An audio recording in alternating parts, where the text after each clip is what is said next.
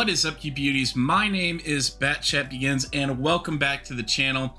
I hope you guys are all enjoying the little meme videos we're putting in from time to time, putting in a bit of effort for you guys, so glad you're enjoying some of those. But today we're going to get into the meat of things, and that is how the test tanks have changed in the new 7.9 update. Now, obviously, like Wargaming will consistently have the testers play the new reiterations of the tank once they have stat changes, so we're just going to take a look at some of those stat changes. Now, the biggest one, obviously, is the Yo, and it's getting a little bit of an engine power nerf down to 770, and its effective power to weight is going to go down on those different terrains. But the gun is also getting some changes. As you can see, on the big gun, the rate of fire is going to be going down a whole second a minute, meaning that the reload time is going to be going up a whole 4 seconds almost. And that is a big nerf. But they didn't really nerf the real big part about the tank, which is that it can basically get its shells out before 2 seconds. It's got a 1.7 interclip now, whereas it did have a 1.4 second interclip. So it's still going to have a ridiculous short burst potential. It's going to be like playing a Jagdpanzer or playing a 183, and you just be able to smack those shells in one right after the other without having to risk anything. Unlike, you know, the T57, the 50B, the Batchat, you're not risking as much when your interclip is a lot shorter, so this is going to be a very deadly tank to come up against, even though it doesn't have as much DPM now. As we go down a little bit, they've really nerfed the 907. The 907, it doesn't have, you know, your average Russian medium tank DPM anymore. It now has 2900 without the consumables, of course, without the equipment. It has less than 10 rate of fire. It has a 6-second reload time. The engine power got very drastically reduced by 150. I mean, that's a lot of nerfs. But the good news is Wargaming does not nerf premium tanks when they are released into the game. It's always before. So potentially we could be seeing some buffs for the 907, which would be nice. It deserves to have a little bit better gun, I think, because if anything, if the 907 gets released like that and stays like that, the T22 is just going to be a much better option, and the T22 has been in the game for a long time, so you'll be able to get it for a bit cheaper, I suppose.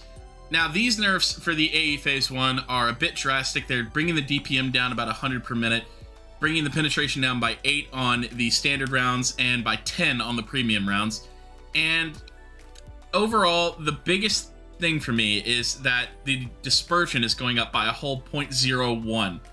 That is huge. It is drastically increasing the dispersion, and the dispersion when rotating the turret. As you can see, it goes up from 0.09 all the way up to 0.12. Like, that is rough. That is bad. But hopefully, we'll be able to see just how good or bad it performs in-game when it comes out. And if it's performing really poorly, like I said, Wargaming will most likely give it a slight buff, which will be nice. Now, a tank I have not shown you guys on the channel yet, which I'd like to show you soon, and if you'd like to see this tank, please let me know in the description down below, is the LT432. This thing got a massive armor nerf. We took a look at it in-game with the skin on, and man, this thing is... I would highly recommend you play the lightweight, or even the T44 over this thing. Like, this is not a great tank anymore. It has really subpar DPM and penetration, now losing 10 off its penetration from the last reiteration of this tank. It is gaining some penetration on its premium rounds, but I'd much rather have it where it's got decent penetration rounds on its standard rounds instead.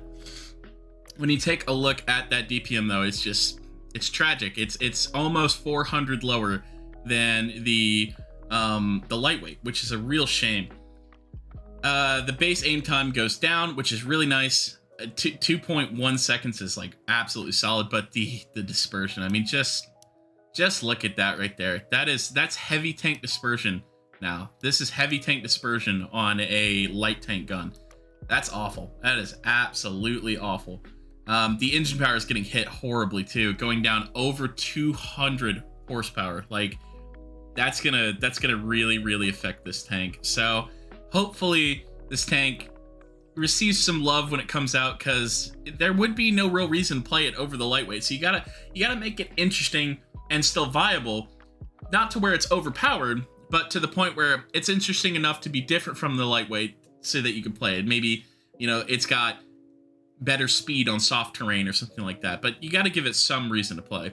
Now, we talked about the turtle yesterday. Turtle, obviously, these are some of the stats just getting into it. The rate of fire has been nerfed from 9.2 rounds a minute down to 7.8. Reload time getting increased to 7.67. And base aim time going up slightly, with the dispersion going up immensely, it looks like. This is like decent medium tank dispersion at tier 10. And this is like your average heavy or tank destroyer at tier 10. That's rough.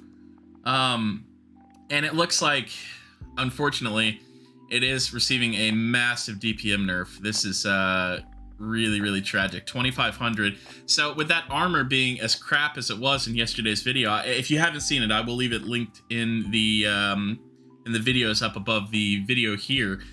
It has to have some reason why it has garbage armor. So if it has a really good gun, that counteracts the armor, right?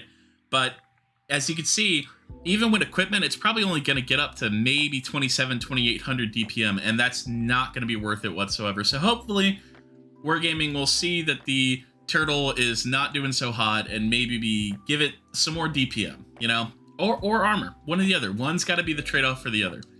Hopefully, we'll see it do decently, because this would be a really fun tank to have in the game. So we're taking a look at some of the armor. As you can see, the turtles did have like very, very good armor back in the last patch, but now it's not going to have any armor. And as we've seen from yesterday, when looking at that hull down, it's absolutely able to be shot through by anything. With tier 7s, you can go through it with premium ammo. Tier 8s, you can go through it with standard and premium ammo. And tier 9s, they just need standard ammo. This thing is absolutely useless when it comes to the armor profile. But like I said, if it gets a good gun, then maybe that'll make up for it. The LT432 used to have a little bit better turret and hull armor, and now this can be pinned at 80-degree angles from medium tanks, and it's just completely useless. Like I said, if you guys want me to show you that in a video upcoming on the channel, I will definitely be happy to do that for you. Anyway, guys, that brings us to the end of our 7.9 testing changes review here, and I really hope you guys enjoyed it. There'll be more like it coming on the channel soon. If you need to get in contact with me, all relevant links will be in the description down below. Hope you guys enjoy this one. My name is BatchatBegins, and I will see you guys in the next one.